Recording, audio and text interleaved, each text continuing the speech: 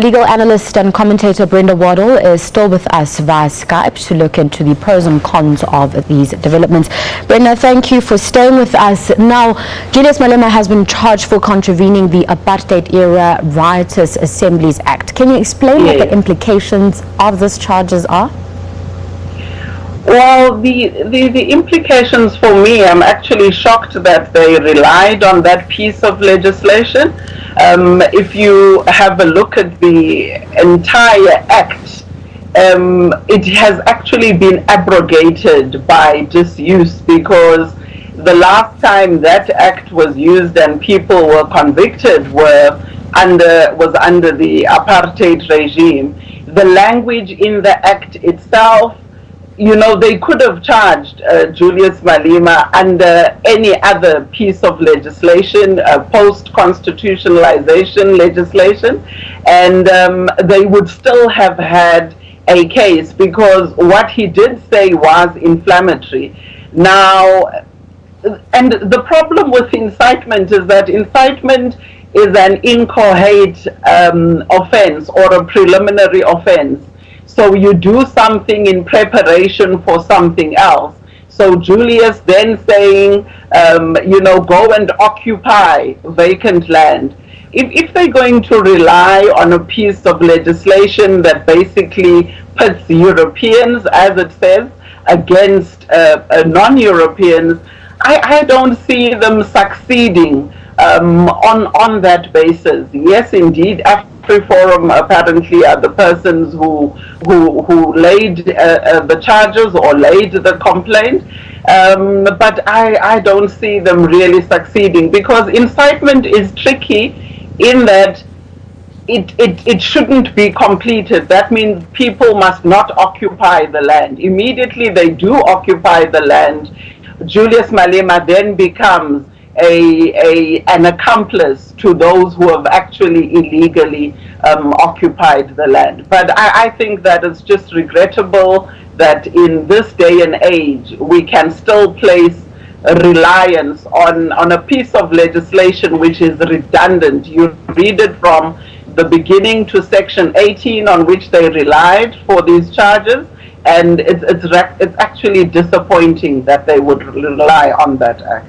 Brenda, you've just mentioned that this act has been disused and it's also redundant. Why do you think the NPA would jump on a bandwagon such as this, considering what you've mentioned about the act not even being relevant at this point in time?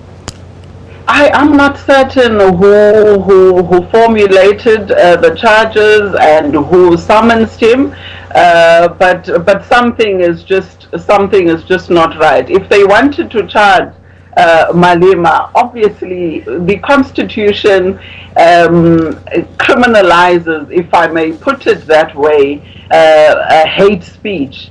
And they have all other avenues that they could have utilized rather than going the way that they have, as though to say to the apartheid regime, well, you did very well in the past by enacting this draconian piece of legislation, and we are now in a constitutional democracy going to rely on it in order to send a strong message.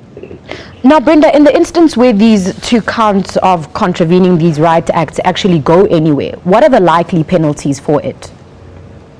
Well, you'll probably end up with imprisonment or a fine. I think up to 2 years or 2,000, depending on the ratio that is used with the fines, Apportionment of Fines Act.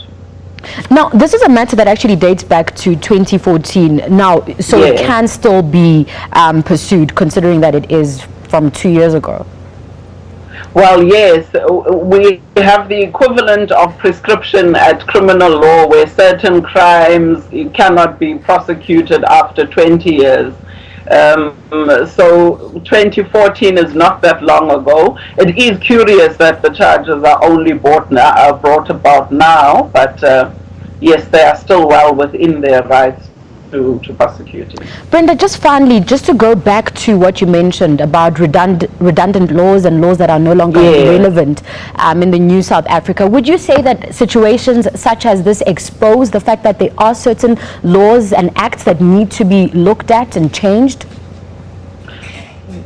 Absolutely. I think the Law Reform Commission is there, and they should actually look at all these pieces of legislation. We cannot say we need a society where public violence, etc., incitement is not decisively dealt with, but to go back to those pieces of legislation, and if we look at the type, the caliber of people who were charged in terms of those pieces of legislation, it really is a sad day for us.